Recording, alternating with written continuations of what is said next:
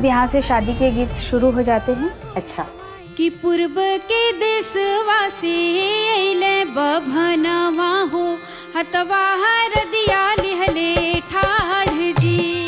ये गीत लिखे हुए नहीं हैं, ये उनके खुद के भाव हैं जो उनके निकलते जाते थे और वो इस चीज़ को गाते जाते थे, उसको गा कर वो रो कर उस तरीके से अपने भावों को रखते थे। अरे मुट्ठी भर जीरवा तू दे तू मोरी भाभी, अरे दे तू मोरी भाभी, आई कुवनवा के बीच नाजो के सुहागवा।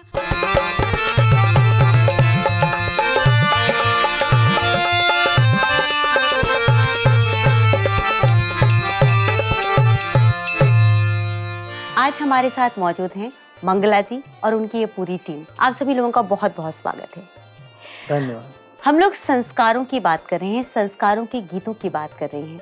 विवाह संस्कार के ऊपर हम लगातार बात करते जा रहे हैं और ये एक ऐसा संस्कार है ना जिसमें हर पग पर आपको एक गीत सुनने को मिलेगा, ऐसा गीत जो आपकी आत्मा को छू जाए, और ऐसा ही कुछ कर रही हैं मंगला जी भी। इस दौरान क्या क्या गीत होते हैं? सबसे पहले सगुनी गीत।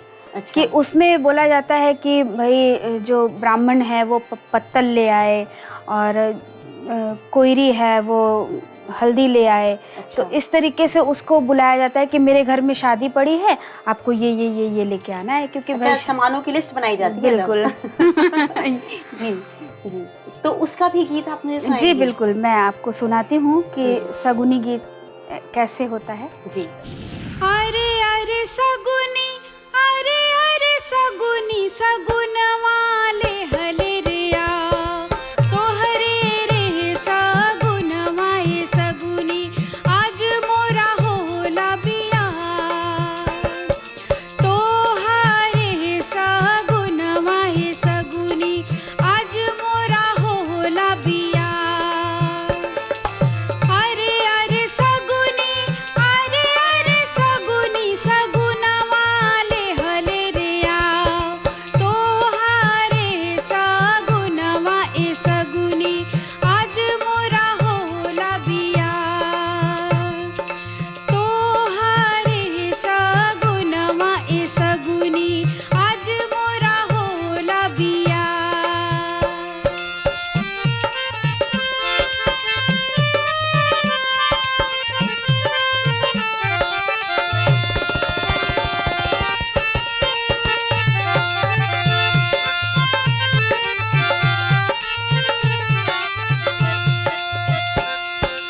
अरे अरे बभना, अरे अरे बभना, बभनावा पतरिया लिया,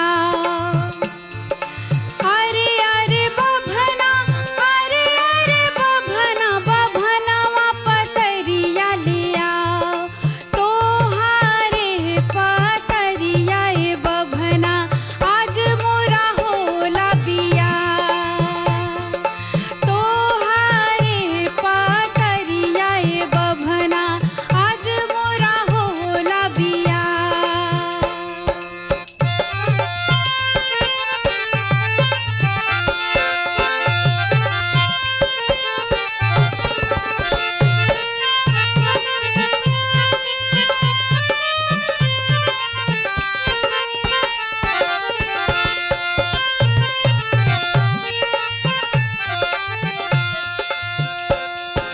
अरे अरे मलिया, अरे अरे मलिया, मलिया मऊर वालिया। पहले माली ही मऊर लेके आते थे, अब तो लोग मार्केट से खरीद लेते हैं। मौर मतलब मुकुट की बात कर जो रही हैं? सेहरा सेहरा। जिसको सेहरा आप बोलते हैं, अच्छा। वो मऊर बोला जाता है अच्छा। इसमें। अरे अरे मलिया, अरे अरे मलिया, मलिया मऊर वालिया, तोहारे मऊर वाए मलिया, आज मोर होला बिया, तोहारे मऊर वाए मलिया, आज मोरा होला बिया। अरे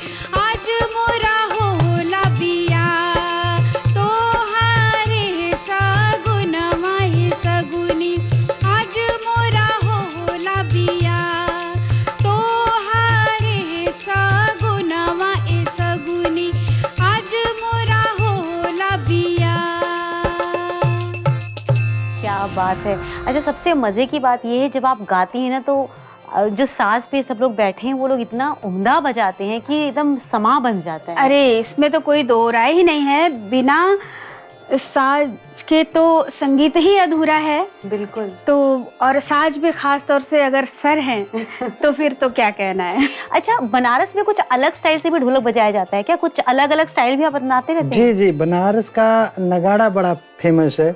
जो यहाँ से लोग जाते हैं घूमने देखने तो कभी कभी दफला नगाड़ा बजता है, वो अद्भुत है। अच्छा, एकदम। एक झलक हो जाए क्या? बिल्कुल हो जाएगा। जरा दिखाइए ना।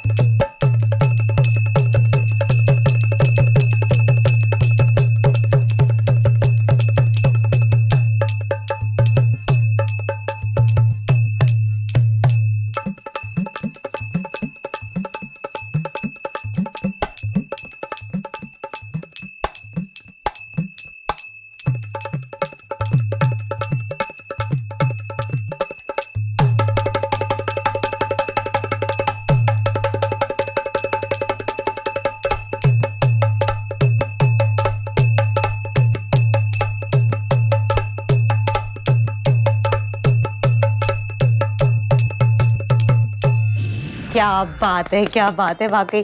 आपको शायद मुझे लगता है कि राज्यपाल जी से भी आपको सम्मानित किया जा चुका है ना? जी जी जी, मुझको ढोलक सम्राट का। जी जी, ढोलक सम्राट की पदवी से आप नवाजे गए। मतलब आपकी टीम में सब लोग एक से बढ़कर एक नगीने हैं। जी बिल्कुल, तानसेन के हुए करते थे उनके नगीने, हमारे भी खजाने में बहुत सारे नगीने हैं। बिल्कुल सही कहा आपने, बहुत ही उम्दा हो रहा है। खास बात यह कि आज हम विवाह से संबंधित जितने भी संस्कारों के गीत हैं वो सुनने की कोशिश कर रहे हैं, अलग अलग परंपराओं को जानने की कोशिश कर रहे हैं, रस्मों को जानने की कोशिश कर रहे हैं इनके गीतों के माध्यम से।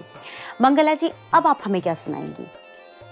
सगुनी हो गया, अब यहाँ से शादी के गीत शुरू हो जाते हैं। अच्छा, तो ये जो गीत है वो विवाह गीत, इसी को बोला जाता है विवाह गीत। हाँ, तो वो मैं आपको सुनाती हूँ।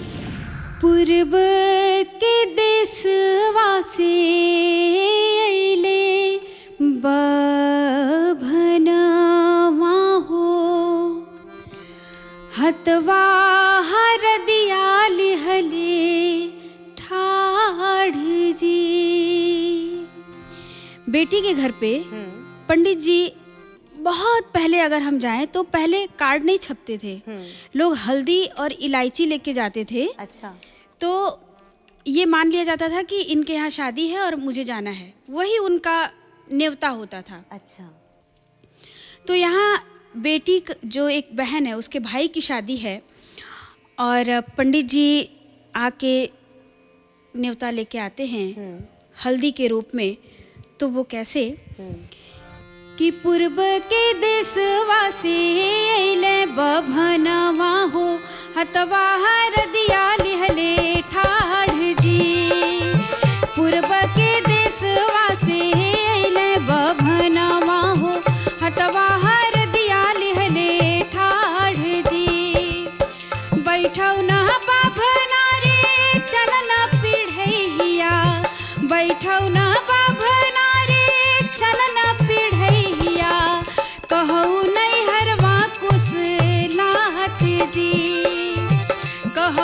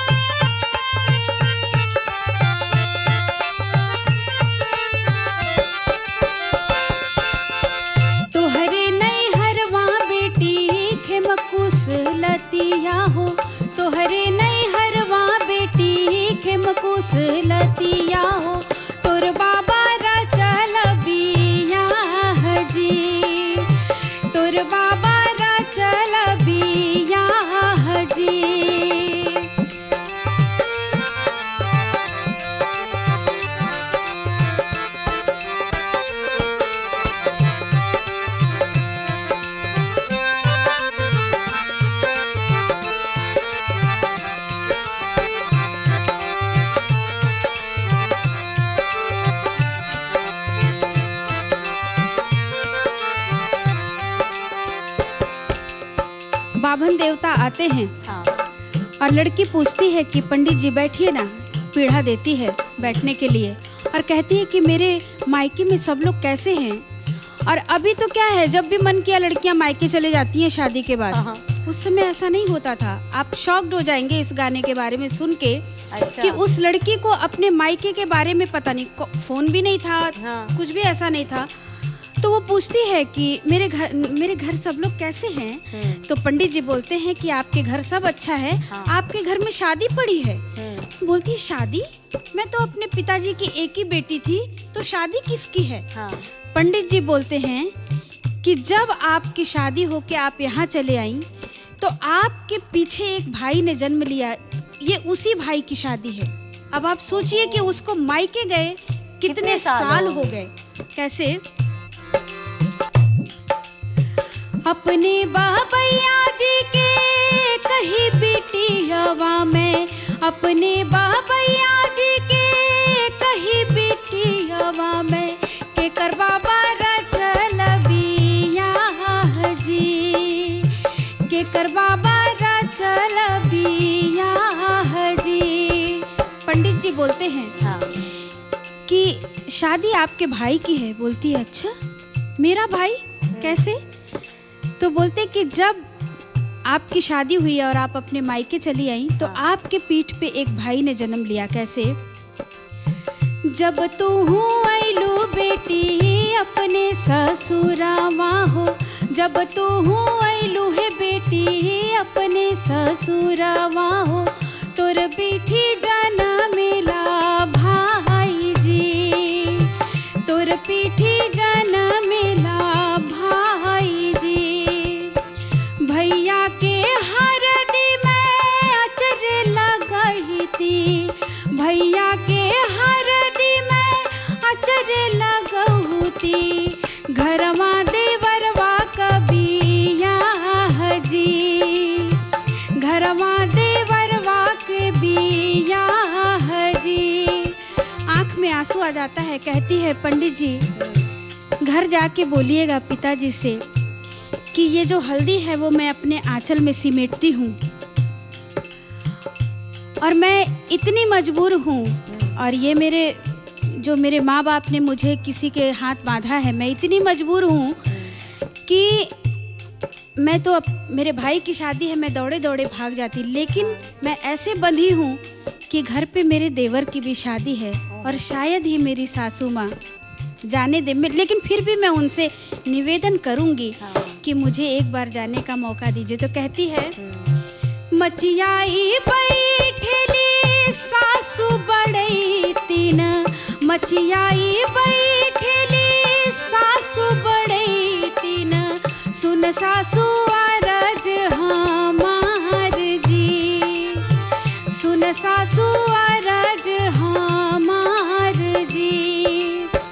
दे तू ना मोरी सासू अपन चित्र सड़िया हो, दे तू ना मोरी सासू अपन चित्र सड़िया हो, भैया ने बतवा हम जाई हो, भैया ने बतवा हम जाई हो।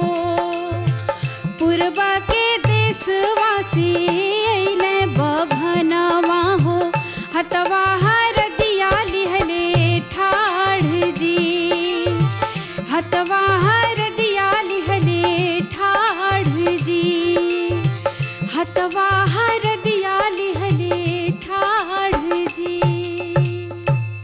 मतलब इतना इमोशनल गाना, इतना इमोशनल। सच में मुझे लगता है कि लोकगीत जब लिखा जाता रहा होगा उस वक्त क्या पीड़ा झेलती होंगी महिलाएं। आज हम लोग जरा सी बात पर एकदम तनातनी पे उतर जाते हैं, और वाकई अब बहुत बदल गया है, हमारी जिंदगी बहुत बदल चुकी है। योगिता जी, ये गीत लिखे हुए नहीं हैं, ये उनके खुद के भाव हैं जो उनके निकलते जाते थे और वो इस चीज को गाते जाते थे, उसको गा कर, वो रो कर, उस तरीके से अपने भावों को रखते थे। मेरे ख्याल से स्थिति बहुत ज्यादा नहीं बदलती है, समय बदलता है, चीजें बदलती हैं, हमारी मानसिकता बदलती है, लेकिन वो जो एक दिल के अंदर एक टीस होता है मायके को लेके, मुझे लगता है हर लड़की के दिल में हमेशा बना ही रहता है। बिल्कुल बना रहता है। थोड़ा सा चेंज करने के लिए मुझे लगता है कि इनकी और इनकी जुगलबंदी मैंने जितनी बार देखी बहुत ही खूबसूरत होती है। बिल्कुल हो तो जाए। एक बार आप दोनों की जुगलबंदी हो जाए जरा सी, मजा ही आ जाएगा। बिल्कुल बिल्कुल।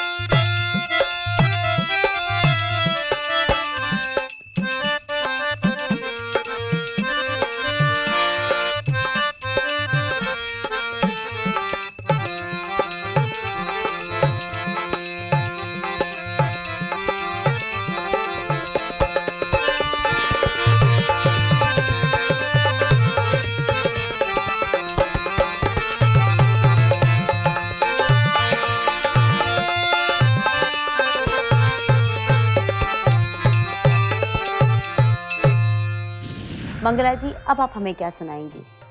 अभी मैंने आपको विवाह गीत सुनाया, तो विवाह गीत के बाद अब यहाँ से 5 विवाह गीत भी हुआ करते थे उस समय। अच्छा। हाँ, उसके भी धुनें अलग अलग होती थी। अभी तो जो सुनाया वो सुनाया, और भी बहुत सारी धुनें हैं। फिर 5 विवाह गीत के बाद शुरू होता था सुहाग। अच्छा। सुहाग, फिर उसके बाद और भी जितने अब बुजुर्गों से धीरे धीरे यंग एज पे आता था। अच्छा। मतलब बुजुर्गों को बोले आप 5 देवी गीत गा लीजिए और आप 5 विवाह गीत गा लीजिए, उसके बाद हम लोग अपना जो है कि बंदा बंदी लाचारी ये सब गाएंगे। ठीक है। तो फिर ये होता था। अच्छा भाई, तो बुजुर्ग अपना बैठ के अपना वो निभा देते थे। तो ये होता था।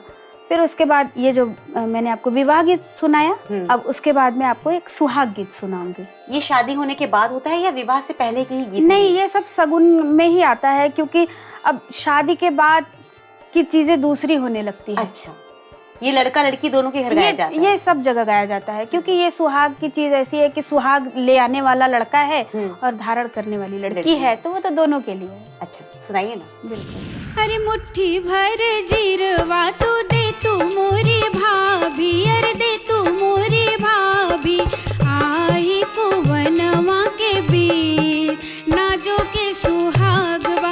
अरे मुट्ठी भर जीरवा तू दे तू मोरी भाभी, अरे दे तू मोरी भाभी, आई कुवनवा के बीच नाजो के सुहागवा।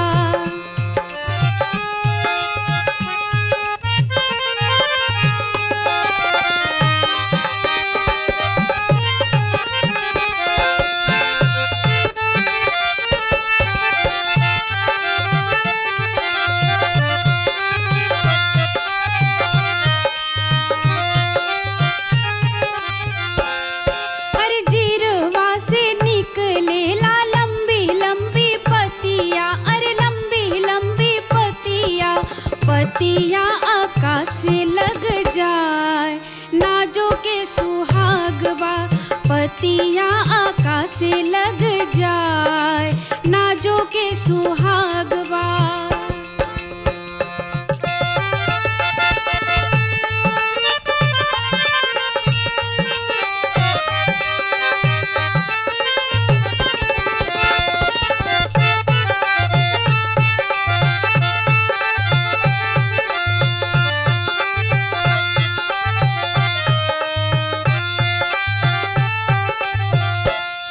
अरे घोड़ावा चढ़ल आवे दूल्हा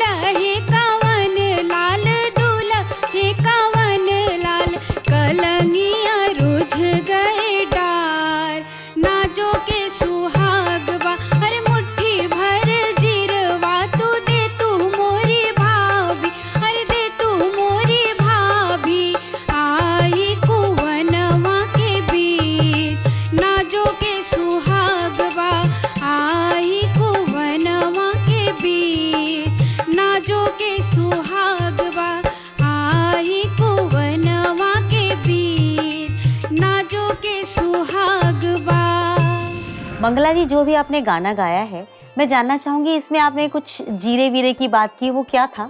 जीरा भी एक शगुन होता है। अब आप देखते हैं कि जब लड़की की विदाई होती है तो जीरा बांध दिया जाता है उसके आंचल में। हाँ। तो इस तरीके का। तो यहाँ जो है कि संवाद चल रहा है ननद और भाभी का, कि मुट्ठी भर जीरवा तू दे तू मोरी भाभी, आई कुंवनवा के बीच नाजो के सुहागवा। तो ये सुहाग से रिलेटेड है। अब उसमें भाव है उनका, अपने तरीके से गाते हैं कि उस जीरे में से एक पत्ती निकलती है, वो पेड़ बनता है, इतना बड़ा होता है कि जो आपका दूल्हा आएगा तो उसकी कलंगी उसमें फंस जाएगी। इस तरीके की बात अच्छा, इसमें छेड़छाड़ है कहीं ना कहीं। बहुत ही सुंदर आपने बताया, और आपसे बहुत सारे और भी मुझे गीत सुनने हैं, क्योंकि मुझे लगता है कि ये यात्रा अगर ऐसे अनवरत चलती रहेगी ना, तो मेरे साथ साथ जितने हमारे दर्शक हैं उनका भी जीवन जो है वो सफल हो जाएगा अपनी लोक बातों से जुड़कर। तो उन्हीं लोगों से तो हमने भी सीखा है। मैं तो वो बस उनको याद दिलाने आई हूँ। ये याद दिलाना ही एक बहुत मुश्किल काम था, जिसे आपने बहुत आसान कर दिया। मुझे लगता है और ज़्यादा से ज़्यादा लोग जो है अब लोकगीत की तरफ ज़रूर अपना रुझान दिखाएंगे और सीखेंगे ज़रूर। मंगला जी, आपका धन्यवाद और आपकी पूरी टीम का धन्यवाद। आप लोगों ने वाकई बहुत ही बेहतरीन तरीके से साथ निभाया है, और आपसे और भी हम इसी तरह से गीत सुनेंगे, क्योंकि मुझे लगता है कि इस यात्रा को यूं ही चला के रखना है, लोगों को जगा के रखना है। बिल्कुल बिल्कुल। ये ज्योत तभी तक जलेगी जब तक आप इसे अपने दिल में जगा कर रखेंगे। हमारी सिर्फ एक छोटी सी कोशिश है कि अपने इस कार्यक्रम के माध्यम से आप लोगों के अंदर जो लोक गीत कहीं छुपा हुआ बैठा था उसे जगाएं, उसे जगाइए, जानिए उसके बारे में, अपनी बातों को जानिए, अपने संस्कारों को समझिए। सिर्फ यही तो काम हम कर रहे हैं। आपसे फिर मुलाकात होगी इसी कार्यक्रम में, अपनी इसी बात को हम आगे भी बढ़ाएंगे। तब तक हमें दीजिए इजाज़त। नमस्कार।